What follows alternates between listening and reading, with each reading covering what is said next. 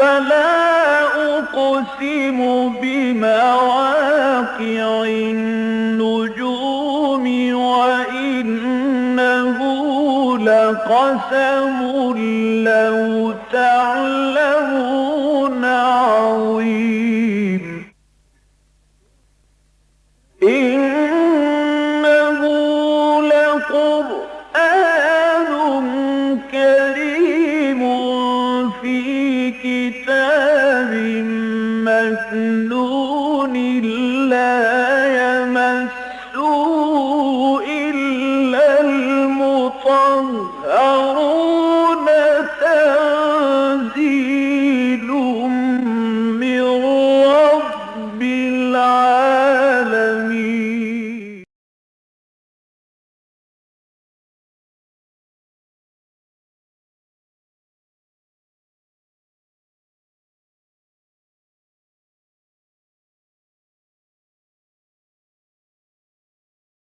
أعوذ بالله من الشيطان الرجيم. بسم الله الرحمن الرحيم. أفتتخذونه وذريته أولياء من دوني وهم لكم عدو بئس للظالمين بدلا. ما أشهدتهم خلق السماوات والأرض ولا خلق أنفسهم وما كنت متخذ المضلين عضدا. ويوم يقول نادوا شركائي الذين زعمتم فدعوهم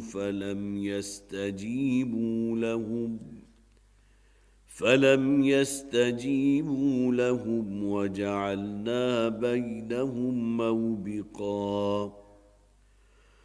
ورأى المجرمون النار فظنوا أنهم واقعوها ولم يجدوا عنها مصرفا. وَلَقَدْ صَرَّفْنَا فِي هَذَا الْقُرْآنِ لِلنَّاسِ مِنْ كُلِّ مَثَلٍ وَكَانَ الْإِنسَانُ أَكْثَرَ شَيْءٍ جَدَلًا.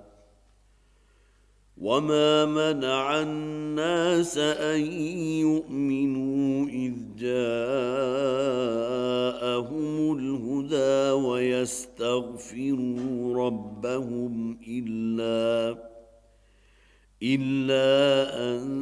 تَأْتِيَهُمْ سُنَّةُ الْأَوَّلِينَ أَوْ يَأْتِيَهُمُ الْعَذَابُ قُبُلًا. وَمَا نُرْسِلُ الْمُرْسَلِينَ إِلَّا مُبَشِّرِينَ وَمُنذِرِينَ وَيُجَادِلُ الَّذِينَ كَفَرُوا بِالْبَاطِلِ لِيُدْحِضُوا بِهِ الْحَقَّ وَاتَّخَذُوا آيَاتِي وَمَا أُنذِرُوا هُزُوًا. صدق الله العظيم. رب اشرح لي صدري ويسر لي أمري واحلل عقدة من لساني يفقهوا قولي. اللهم ألهمنا رشدنا وأعذنا من شرور أنفسنا آمین یا رب العالمین. سورہ کہف ہمارے زیر مطالعہ ہے اور پچھلی مرتبہ چھٹا رکوع جو حیات دنیاوی کے موضوع پر قرآن حکیم کا کلائمیکس ہے.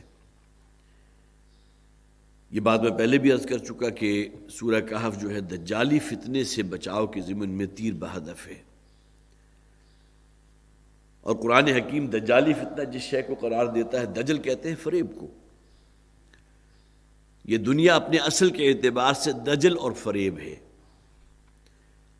یہاں کی خوشیاں، یہاں کی رعنائیاں، یہاں کی رنگ روپ، زیب و زینت عارضی ہے. انسان اپنے جسم پر بھی غور کرے تو ایک دورانیہ اس کا حیات دنیاوی میں ایسا آتا ہے کہ جبکہ اس کے اندر بڑی امنگیں بھی ہیں، آرزویں بھی ہیں، تمنائیں بھی ہیں، قوا پوری طرح جو ہے وہ مستعد ہیں، آگے سے آگے بڑھنے کے لیے جوش اور ولولہ موجود ہے، لیکن جیسے ہی 40 45 یا 50 برس کی عمر کو پہنچتا ہے تو وہاں بھی زوال شروع ہو جاتا ہے۔ تو سورہ مبارکہ کے رگو پہ کے اندر دجالی فتنہ یا دجل، اس دنیا کا جو دھوکے والا پہلو ہے، بڑا نمایاں کیا گیا۔ یہی وجہ کہ سورہ مبارکہ کے بالکل درمیان میں چھٹا رکوع، کل 12 رکوع ہیں اس میں، وَاضْرِبْ لَهُمْ مَثَلَ الْحَيَاةِ الدُّنْيَا كَمَاءٍ أَنزَلْنَاهُ مِنَ السَّمَاءِ۔ اے نبی ذرا ان کے سامنے اس دنیا کی زندگی کی مثال پیش کیجئے۔ یہ ایسے ہی ہے گویا کہ آسمان سے بارش نازل ہوئی اور اس کے بعد زمین کے اندر رویدگی پیدا ہو گئی، فصلیں لہلانے لگی، اور بالآخر ہر شے جو ہے چورا چورا ہو گئی، ختم ہو گئی۔ فَأَصْبَحَ حَشِيمًا تَذْرُوهُ الرِّيَاحُ، اور اس کے بعد ہر شے چورا ہو گئی جس سے ہوا ادھر سے ادھر لیے پھر رہی ہیں۔ یہی معاملہ انسانی زندگی کا بھی ہے، صرف فرق یہ ہے کہ وہ 2 3 4 مہینے میں ختم ہو جاتا ہے نباتاتی سائیکل۔ انسانی زندگی اس کا دورانیہ خاصا طویل ہے، وہ تقریباً 60 70 برس کو گزرتا ہے، لیکن یہ فیزز اس کے اندر بھی آتے ہیں۔ وہی اس میں لال بھی ہے، چہرے پر جھریوں کا پڑ جانا بھی ہے، بالوں کا سفید ہو جانا بھی ہے، کمر کے اندر خم آ جانا بھی ہے، آرزوئیں تمنائیں،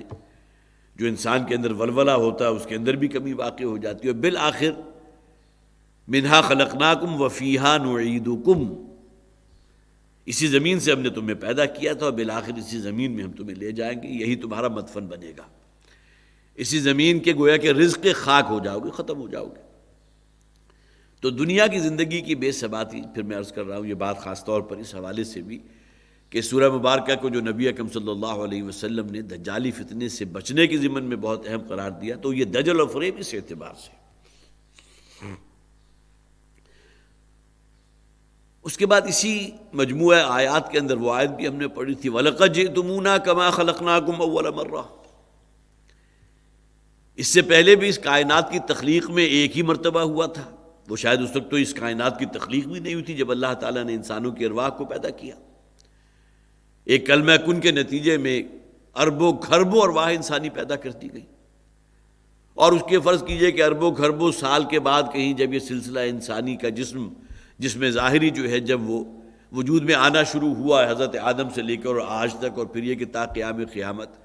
تو ہر شخص کے اس خاکی وجود کے ساتھ اس کی وہ روح کو جو کہیں اربوں سال پہلے پیدا کی گئی تھی اس کو لا کر جوڑ دیا گیا۔ کما خلقناکم اول مرہ، تم ہمارے پاس اسی طرح آج جمع ہو جس طرح ایک مرتبہ پہلے بھی جمع ہوئے تھے، جبکہ تمام انسان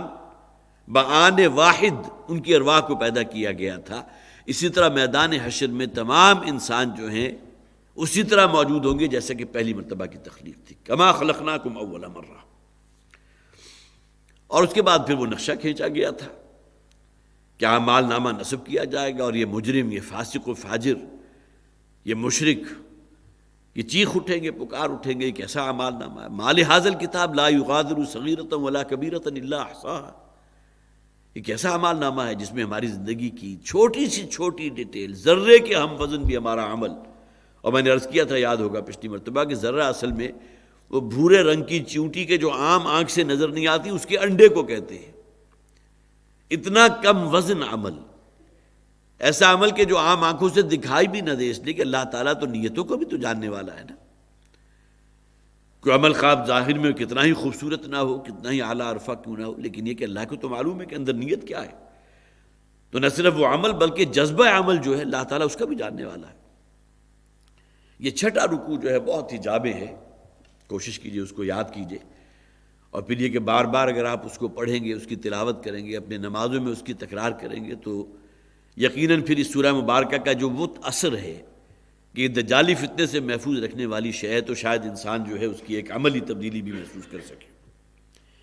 وَإِذْ قُلْنَا لِلْمَلَائِكَةِ اسْجُدُوا لِآدَمَ فَسَجَدُوا إِلَّا إِبْلِيسَ، اور اس کے بعد وہ قصہ آدم ابلیس، اور جیسا کہ میں نے عرض کیا تھا کہ یہ مقام قرآن حکیم کا مختصر ترین حصہ ہے، جہاں گویا کہ ایک آیت پوری بھی نہیں بلکہ آیت کا بھی آدھا حصہ ہے جس میں حضرت آدم کی تخلیق، لیکن اس میں جو خبر دی گئی وہ اور کسی مقام پر نہیں ہے۔ میں نے خاص طور پر آج محنت کی تھی، اور یہ جو 7 مقامات ہیں قرآن حکیم کے کہ جہاں قصہ آدم ابلیس بیان ہوا ہے، تو ہر مقام پر کتنی آیات ہیں، اور یہ بات جو میں نے کہی تھی کہ اکثر و بیشتر یہ معاملہ ہے کہ جس مقام پر بھی وہ قصہ آیا وہاں کوئی نہ کوئی نئی بات موجود ہے۔ تو ان تمام آیات کا پھر میں نے مطالعہ کیا، اور ان میں جو بہرحال بالکل یونیک بات تھی جو اور کہیں موجود نہیں تھی، بہت کم تھی، تو اس کو میں نے خاص طور پر نوٹ کیا، جو آپ کا ایک گوش گزار کر رہا ہوں۔ سورہ بنی اسرائیل کو اگر ہم بالکل وسط میں رکھیں، اس لیے کہ 15ویں پارے میں ہے، تو سورہ بنی اسرائیل میں 5 آیات ہے کہ جس میں حضرت آدم علیہ السلام کی تخلیق کا واقعہ بیان ہوا۔ 3 صورتیں ادھر لے جائیے سورہ بنی اسرائیل کے تھوڑا پہلے سورہ حجر، اس سے کوئی 7-8 صورتیں پہلے، اور سورہ اعراف، اور پھر سورہ بقرہ۔ وہ ہے کہ ترازو کی طرح سورہ بنی اسرائیل جو ہے بالکل درمیان میں ہے، اس مٹھ کی طرح کہ جس سے ترازو کو پکڑا جاتا ہے۔ 3 صورتیں ادھر ہیں، سورہ اعراف، سورہ حجر اور سورہ بقرہ، اور 3 ہی صورتیں پھر سورہ بنی اسرائیل کے بائیں طرف اس پلڑے کی طرف ہیں، جس میں سورہ کہف ہے، سورہ طٰہٰ، سورہ صاد۔ اگلی بات یہ نوٹ کیجئے کہ ان 7 مقامات میں صرف ایک مدنی صورت ہے، سورہ بقرہ، جہاں حضرت آدم کے تخلیق کے واقعے کو بیان کیا گیا۔ اب آئیے سب سے پہلے وہیں سے لیتے ہیں۔ سورہ بقرہ میں 6 آیات ہیں، لیکن ایک یہ بات کہ حضرت آدم کو اللہ تعالیٰ نے اس زمین میں اپنا نائب اور خلیفہ قرار دیا تھا، بقیہ 6 مقامات پر اس کا ذکر نہیں۔ گویا کہ سورہ بقرہ جو مدنی صورت ہے، اس میں حضرت آدم علیہ السلام کی تخلیق کا جو واقعہ ہوا، انی جاعل فی الارض خلیفہ، یہ الفاظ آپ کو اور کہیں نہیں ملیں گے۔ اسی طرح حضرت آدم کی جب تخلیق اللہ تعالیٰ نے اس کا ارادہ فرمایا کہ میں بنانے لگا ہوں، بنانے چلا ہوں ایک نائب اور ایک خلیفہ، تو فرشتوں کی طرف سے اس بات کا بیان بھی قرآن حکیم میں اور کسی مقام پر نہیں ہے۔ ان 6 کے 6 مقام دیکھ لیجئے۔ قالوا اتجعل فیہا من یفسد فیہا ویسفک الدماء ونحن نسبح بحمدک ونقدس لک۔ تو فرشتوں نے کہا کہ پروردگار، تو وہ مخلوق بنانے چلا ہے کہ جو ایک دوسرے کا خون بہائے گی، فساد پیدا کرے گی، جبکہ ہم موجود ہیں، اربوں کھربوں کی تعداد میں موجود ہیں۔ اس لیے کہ تعداد میں اس حوالے سے عرض کر رہا ہوں کہ نبی اکرم صلی اللہ علیہ وسلم نے فرمایا کہ اس کائنات میں چپا بھر جگہ بھی ایسی موجود نہیں جہاں کوئی نہ کوئی فرشتہ موجود نہ ہو، اللہ کی تسبیح و حمد نہ کر رہا ہو۔ تو ہماری اتنی تعداد ہے، ہم تیری تسبیح کر رہے ہیں۔ نحن نسبح بحمدک ونقدس لک۔ اب حضرت آدم کے خلیفہ ہونے کا ذکر، اور پھر یہ کہ فرشتوں کی یہ بات، یہ بقیہ 6 مقامات پر اس کا ذکر نہیں ہے۔ تو سورہ بقرہ میں 6 آیات، اس کے بعد سورہ اعراف میں 17 آیات ہے، اور یہ آیات بھی خاصی طویل ہیں، لہذا عام مصحف کے تقریباً 3 یا 4 صفحات بن جاتے ہیں کہ جس میں حضرت آدم علیہ السلام کی تخلیق کا واقعہ بیان ہوا۔ اس میں خاص طور پر جس بات کو ہائی لائٹ کیا گیا اس کو نوٹ کیجئے۔ قال ربی بما اغویتنی لاقعدن لهم صراطک المستقیم ثم لآتینہم من بین ایدیہم ومن خلفہم وعن ایمانہم وعن شمالہم۔ یہ کہیں اس کا ذکر قرآن میں اور یہ حضرت آدم کی جہاں تخلیق کا واقعہ کہیں اور ذکر نہیں ہے۔ اے پروردگار، جو یہ تو نے مجھے اغوا کر دیا، جو تو نے مجھے گمراہ کیا، اس لیے کہ اس نے نسبت جو ہے اپنی سرکشی کی نسبت نہیں، اس نے اللہ کے ساتھ جوڑ دی کہ میرے اندر جو سرکشی پیدا ہوئی ہے تو اصل میں یہ تو نے پیدا کی ہے۔ ربی بما اغویتنی لاقعدن لهم صراطک المستقیم، اب اس کا بدلہ میں یوں لوں گا کہ صراط مستقیم میں گھات لگا کر بیٹھوں گا، اور ثم لآتینہم من بین ایدیہم ومن خلفہم وعن ایمانہم وعن شمائلہم، اور اس کے بعد بنی نوع انسان پر حملہ کروں گا، ان کے سامنے سے بھی، ان کے پیچھے سے بھی، ان کے داہنی طرف سے بھی اور بائیں طرف سے بھی۔ اب یہ الفاظ جو ہے بقیہ 6 مقامات پر موجود نہیں، یہ اس حوالے سے بڑا یونیک ہے۔ اسی طرح اس میں جس طرح وہ عریانی لاحق ہوئی تھی حضرت آدم علیہ السلام کو، لیبدی لہما ما اوری عنہما من سوآتہما، اس کا جس تفصیل کے ساتھ یہاں ذکر ہے اور کہیں موجود نہیں۔ اس لیے کہ بہرحال یہی شیطان تھا کہ جس نے بالآخر یہی عریانی جو آج کے دور کا بڑا ایک سمبل بن گئی، عریانی ہے، فحاشی ہے، یہ ہے کہ گویا کہ جو شیطان کا سب سے بڑا آلہ، سب سے بڑا ہتھیار ہے جو بنی نوع انسان کے لیے،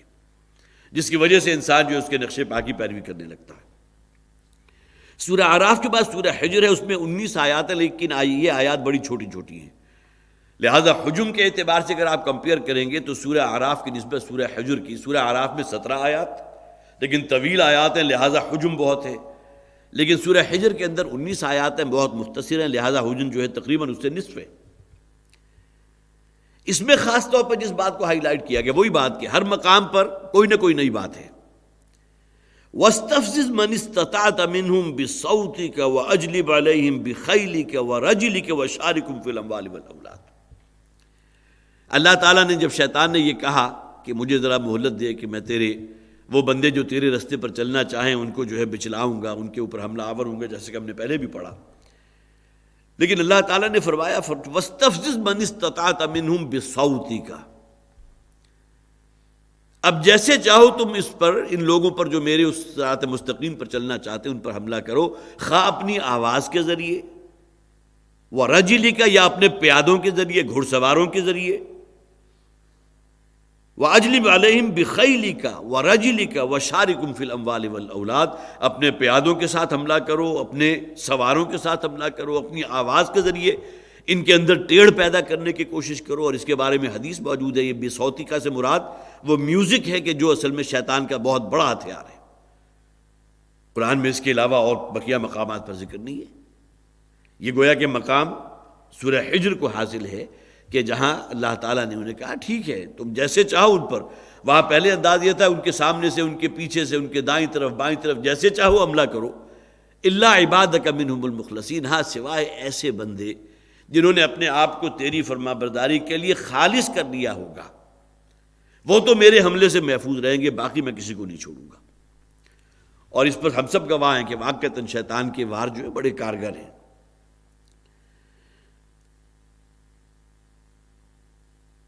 سورہ حجر کے اندر جو 19 آیات تھی، بلکہ میں نے غلطی سے آپ کے سامنے جو ہے وہ سورہ بنی اسرائیل کا مقام رکھ دیا، سورہ حجر کے اندر 19 آیات تھی،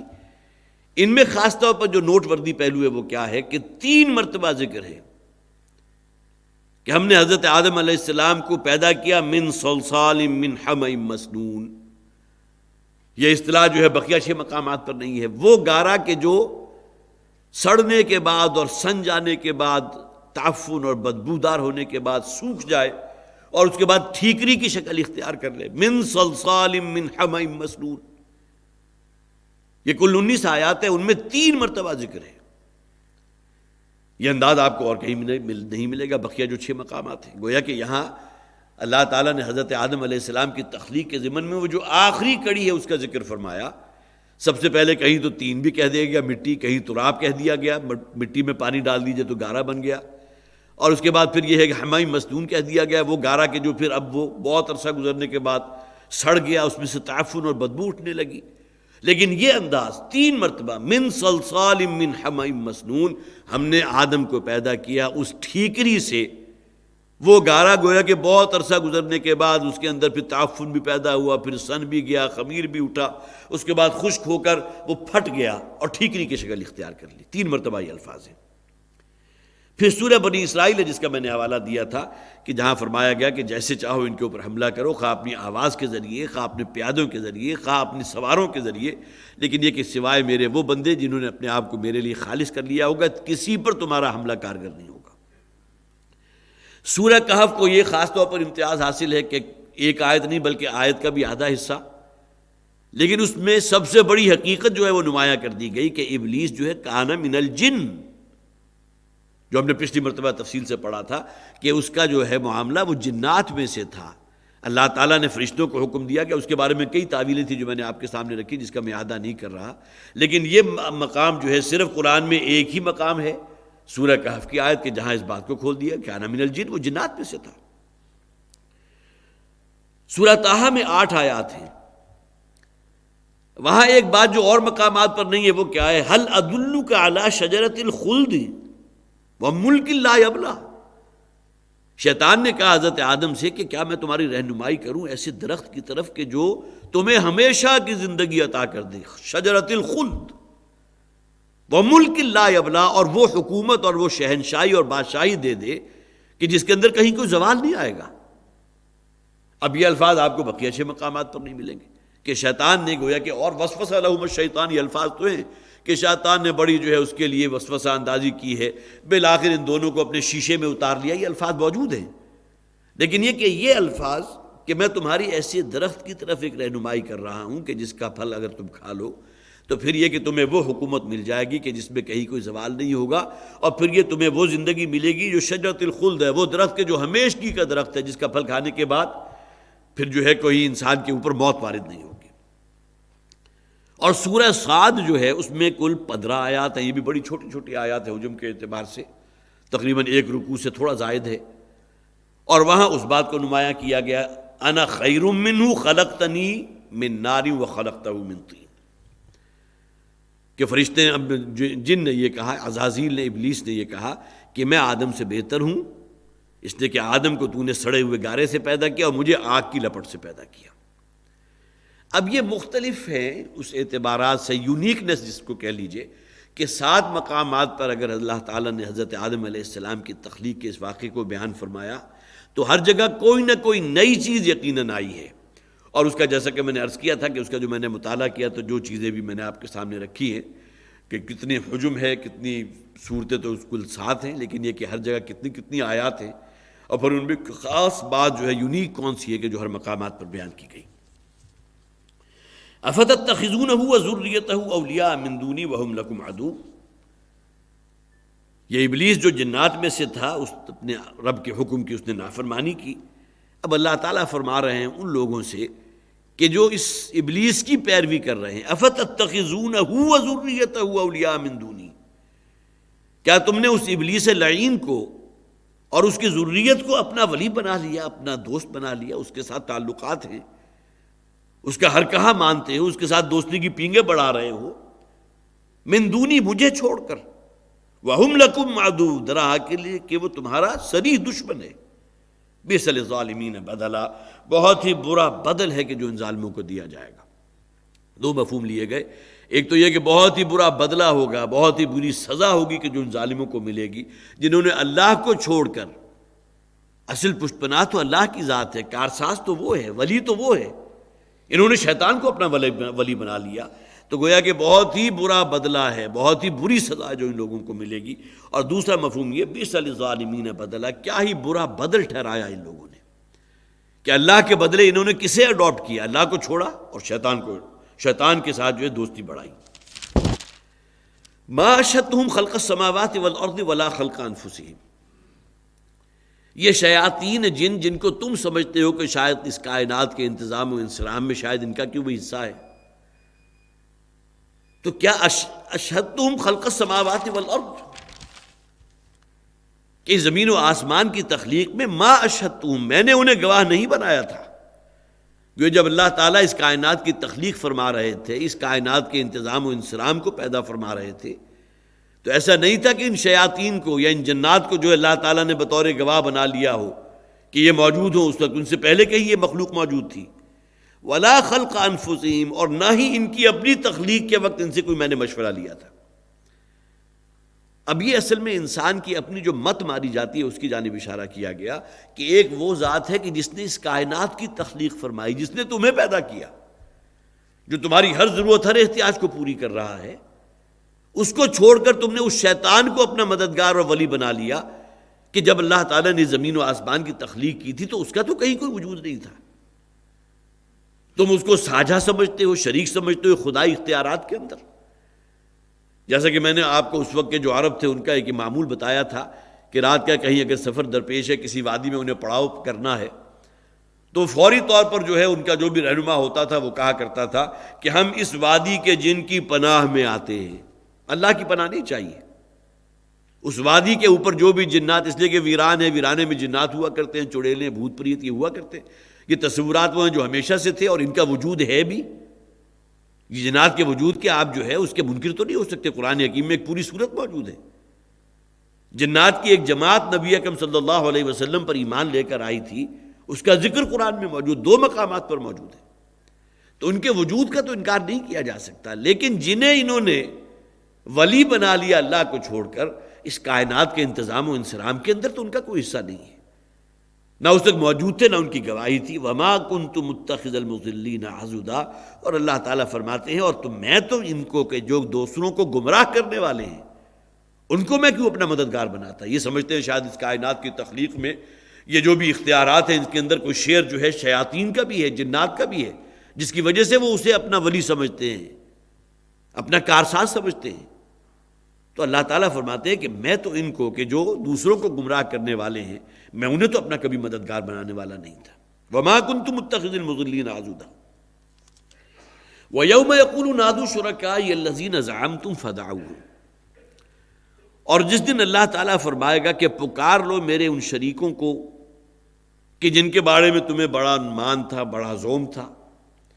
اس لیے کہ اب یہاں قیامت کا دن ہے، جیسے کہ پچھلے رکوع میں بھی ہم نے پڑھ لیا وَحَشَرْنَاهُمْ فَلَمْ نُغَادِرْ مِنْهُمْ أَحَدًا، ہم سب کو جمع کریں گے، کسی ایک کو نہیں چھوڑیں گے۔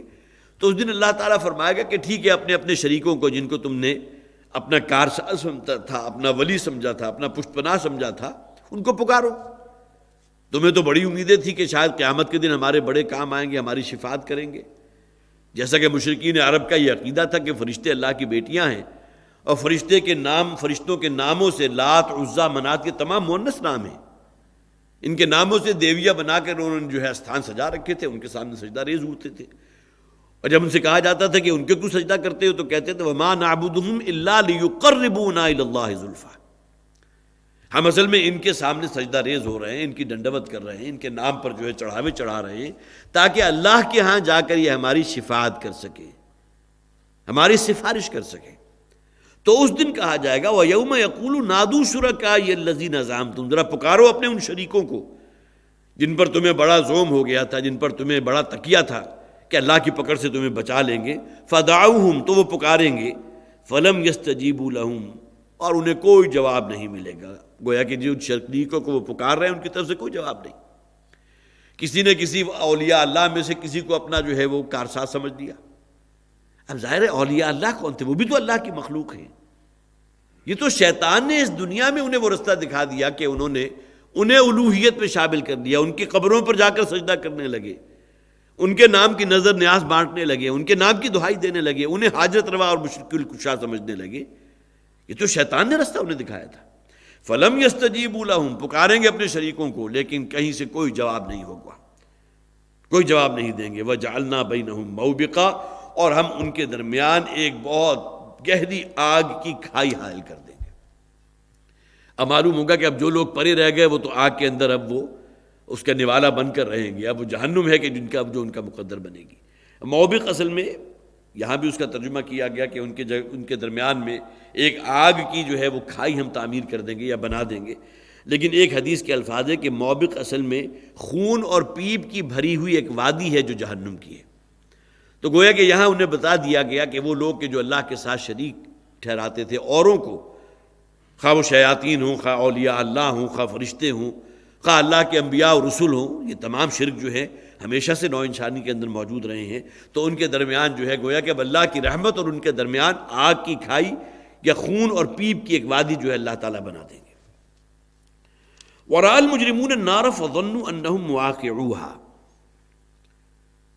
اور پھر مجرم اس دن جہنم کی آگ کو دیکھیں گے اپنی نگاہوں کے سامنے۔ فَظَنُّوا أَنَّهُمْ مُوَاقِعُوهَا، اور انہیں یہ گمان ہو جائے گا کہ اب وہ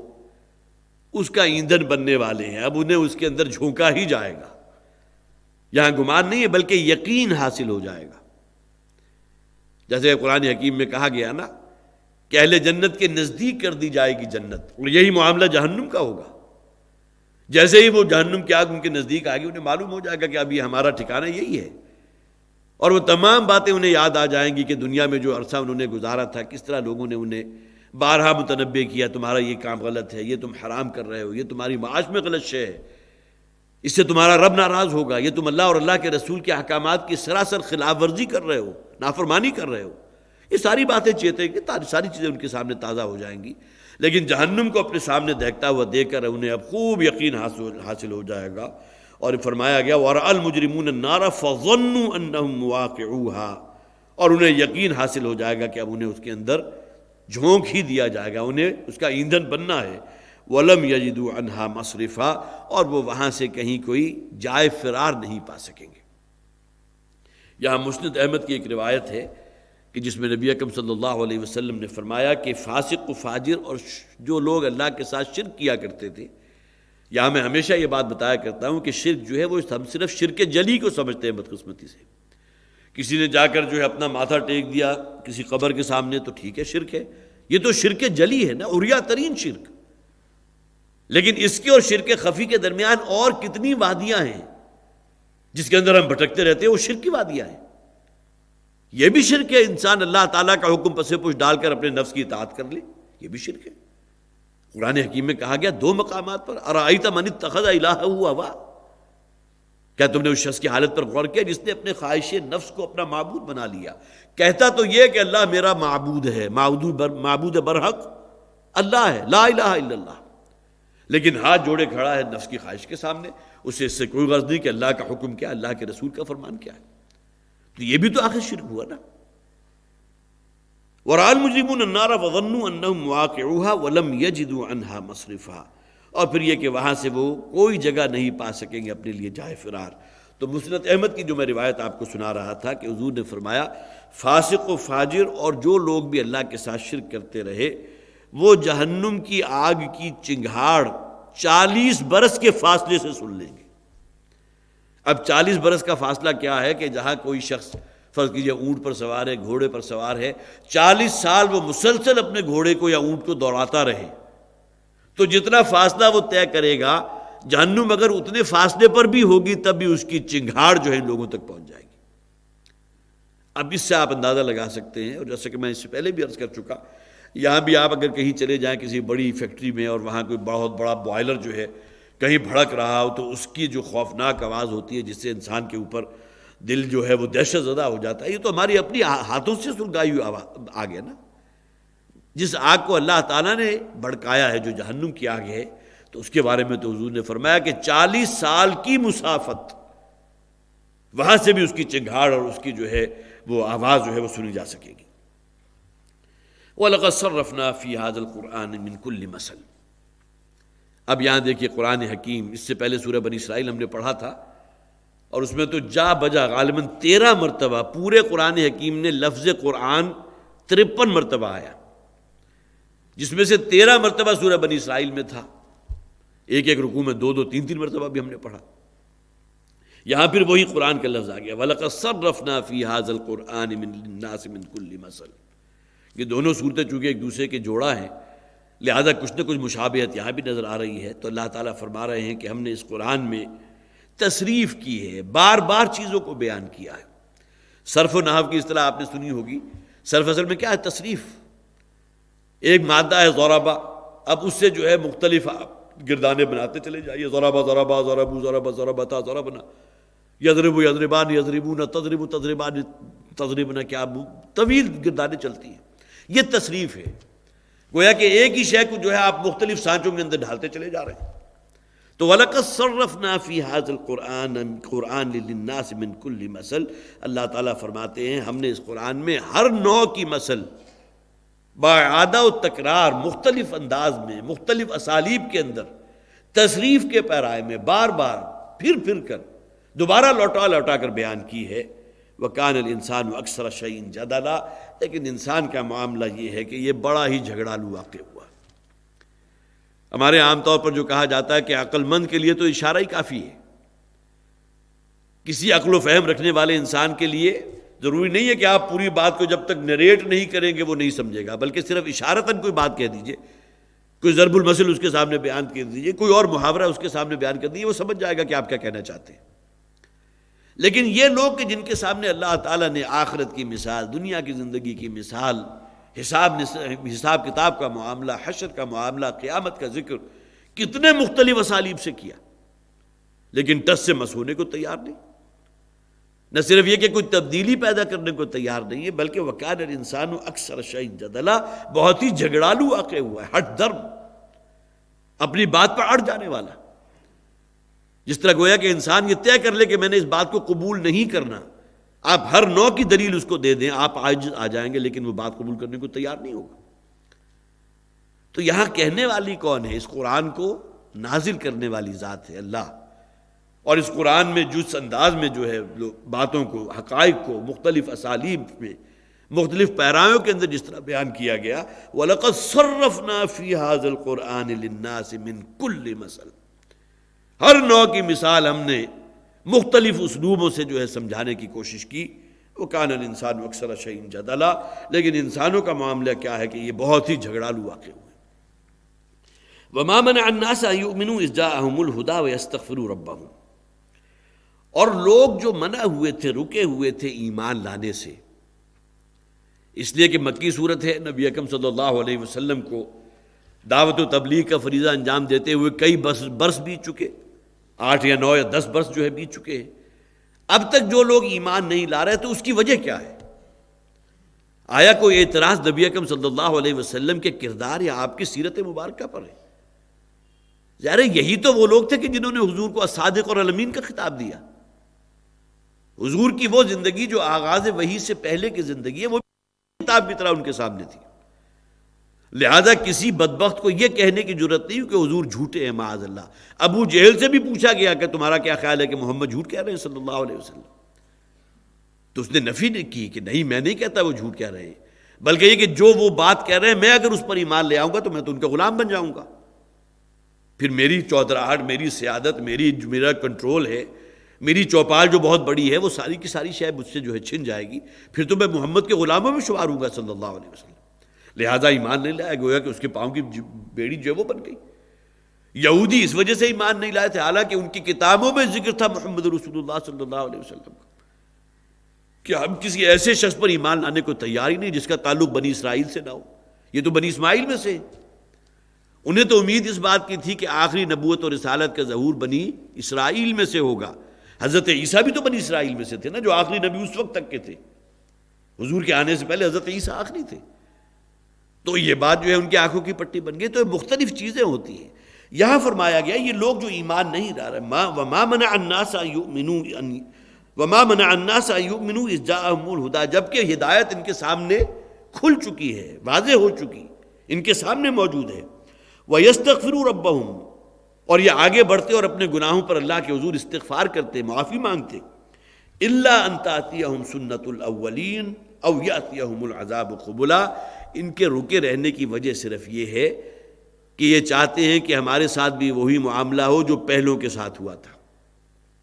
گویا کہ جب تک عذاب خداوندی جو ہے ان کے سروں کے اوپر مسلط نہیں کر دیا جائے گا، جیسا کہ مکی صورتوں ہی میں سے یہ صورت بھی مکی ہے، اس سے پہلے بھی مکی صورتیں بہت سی نازل ہو چکی تھی، جن میں قوم عاد کا، قوم سمود کا، قوم لوط کا، حضرت موسیٰ علیہ السلام کا، حضرت نوح علیہ السلام کا ذکر موجود ہے، کئی مرتبہ آ چکا۔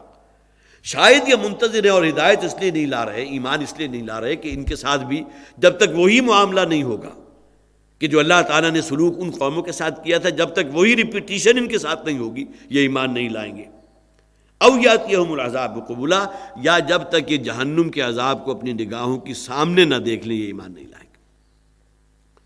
اصل میں ایمان تو معتبر صرف اس وقت تک کا ہے جبکہ انسان کے پاس اپنا آزاد اختیار موجود ہے، ورنہ جب فرعون بھی غوطے کھانے لگا تھا اور آل فرعون جو ہے وہ بھی اب ڈوبنے کے قریب ہوئے تو کیا کہا تھا؟ ہم ایمان لاتے ہیں موسیٰ اور ہارون کے رب پر۔ جب کسی کو موت اپنے سر کے اوپر کھڑی ہوئی نظر آ رہی ہو تو بڑے سے بڑا فاسق و فاجر، اللہ کا باغی سرکش، وہ بھی توبہ کر لے گا۔ لیکن اللہ تعالیٰ کی سنت یہ نہیں ہے۔ جب اللہ کی طرف سے وہ اجل معین جو موت کی شکل میں اس شخص کے لیے مقرر کر دیا گیا، جب وہ اوپر آ جاتا ہے، جب موت مسلط کر دی جاتی ہے، کسی قوم کی ہلاکت کا فیصلہ کر لیا جائے اور اللہ تعالیٰ کی طرف سے عذاب اور اس کی نشانیاں شروع ہو جائیں، تو اب اس کے بعد پھر توبہ کا دروازہ بند کر دیا جاتا ہے۔ یہ تو اختیار اس وقت تک کا ہے جبکہ انسان اپنے آزادانہ اختیار سے بھی اس کے پاس آپشن ہے۔ جب یہ دیکھ لیں گے عذاب کو اپنے سر کے اوپر جو ہے بادل چلے آ رہے ہیں اور آگ برساتے ہوئے، یہ تو عذاب ان کی نگاہوں کے سامنے ہے۔ یوم الذلہ جیسے کہا گیا قرآن حکیم میں، قوم صالح کے اوپر جو عذاب آیا تھا، ایک تیز چنگھاڑ بھی تھی اور ایک مقام پر ذکر ہے کہ بادل آئے تھے جس میں سے آگ جو ہے پانی کی جگہ، بارش کی جگہ آگ برس رہی تھی۔ اب کوئی شخص اپنی نگاہوں سے دیکھ لے آگ برساتے ہوئے، بادلوں کو اپنی طرف آتے ہوئے، تو کون ایمان نہیں لائے گا؟ لیکن وہ ایمان معتبر نہیں ہے۔ یہ معاملہ ہے قوموں کے اعتبار سے اور ہر شخص انفرادی اعتبار سے بھی۔ جب اللہ تعالیٰ وہ موت کا فیصلہ جو وقت معین ہے، جب اللہ تعالیٰ کی طرف سے وہ وقت آ جاتا ہے تو حضور نے فرما دیا کہ پھر توبہ کا دروازہ بند کر دیا جاتا ہے۔ اب گویا کہ مہلت عمل ختم ہو گئی۔ اب ایمان لانا اور تقویٰ اور آہوزاری، جیسے قرآن میں کہا گیا، پوری قوم گڑ گڑانے لگی بہت تضرع کے ساتھ، اخبات کے ساتھ، اور اپنی ناک جو ہے زمین پر رگڑنے لگی ہے، پروردگار ہم توبہ کرتے ہیں، توبہ کرتے ہیں۔ لیکن اب نہیں، اب توبہ جو ہے کہا گیا کہ اب ٹھیک ہے، جتنا گڑ گڑا سکتے ہو گڑ گڑا لو، اللہ کی طرف سے جو فیصلہ تھا، جو وقت معین تھا، وہ آ چکا ہے۔ تو شاید یہ مکہ والے جو ہے اسی وجہ سے رکے ہوئے ہیں کہ چاہتے ہیں یہ اگرچہ بہت ہی خفیف سا طنز ہے، یہ ایمان نہیں لا رہے، حالانکہ ان کا دل اس بات کو قبول کر چکا ہے کہ جو بات محمد کہہ رہے ہیں صلی اللہ علیہ وسلم حق ہے، یہ دل کی سچائی ہے جس کو وہ مان رہے ہیں، لیکن اس کے باوجود آگے بڑھنے کو تیار کیوں نہیں ہے؟ اس کی غالباً دو ہی شکلیں ہیں، دو ہی صورتیں ہیں۔ ایک یہ کہ چاہتے یہ ہیں کہ ہمارے ساتھ بھی وہی معاملہ جب تک نہیں ہوگا کہ عذاب جو ہے ان پر مسلط کر دیا جائے تب ایمان لائیں گے، لیکن اس وقت کا ایمان معتبر نہیں ہے، یا یہ کہ پھر تب تک کہ جہنم کو اپنی نگاہوں سے اپنے سامنے نہیں دیکھ لیں گے اس وقت تک ایمان نہیں لائیں گے۔ تو وَمَا مَنَعَ النَّاسَ أَن يُؤْمِنُوا إِذْ جَاءَهُمُ الْهُدَىٰ وَيَسْتَغْفِرُوا رَبَّهُمْ إِلَّا أَن تَأْتِيَهُمْ سُنَّةُ الْأَوَّلِينَ، وہ معاملہ جو اللہ نے کیا تھا پہلوں والوں کے ساتھ، یا تو وہ اللہ کا قانون ان کے اوپر لاگو ہو جائے، او یاتیہم العذاب قبولا، یا اللہ کا عذاب، یا ایک کیا اس کا ایک جو ہے مفہوم بیان کیا گیا کہ جو جہنم کا عذاب ہے جب تک ان کے سامنے نہیں آئے گا وہ ایمان لانے والے نہیں۔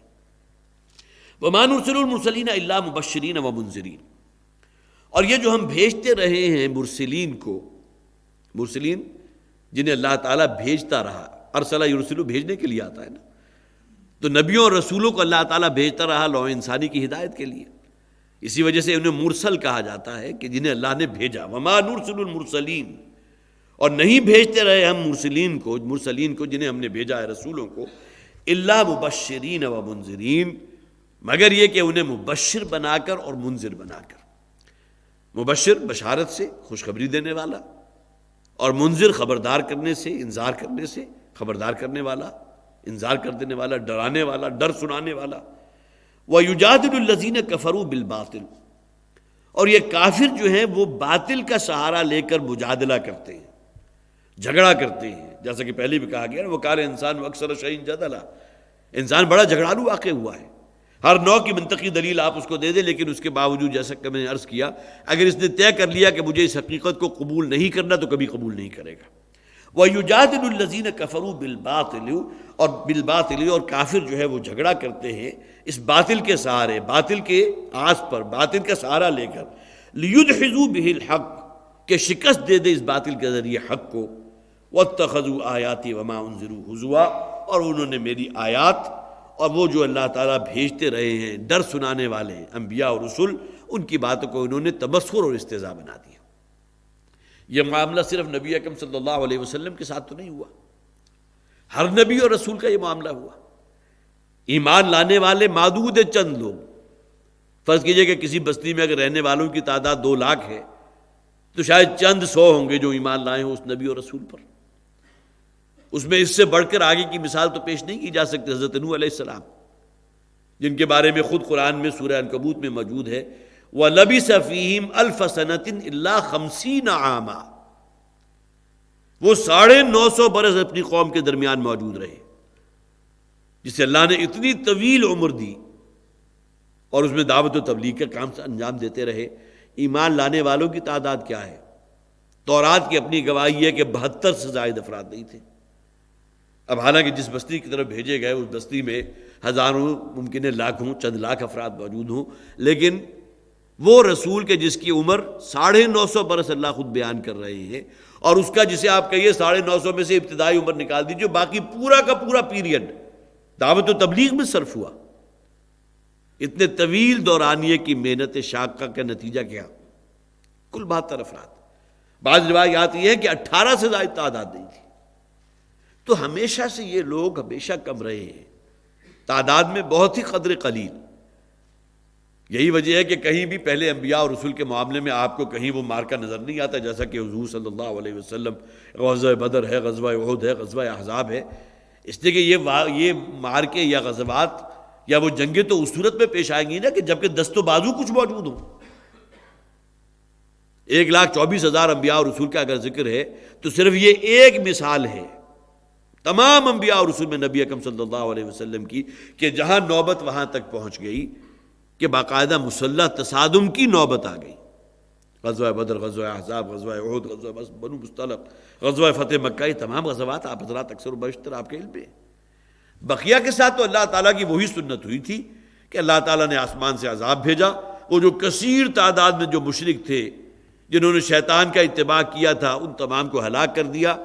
اور نبی اور وہ لوگ کہ جو ان پر ایمان لے کر آئے تھے انہیں بچا لیا گیا۔ اب گویا کہ غالب ہوئے وہ لوگ کہ جو بچا لیے گئے، اسلام غالب ہو گیا، اس لیے کہ کافر کو باقی زندہ بچا ہی نہیں۔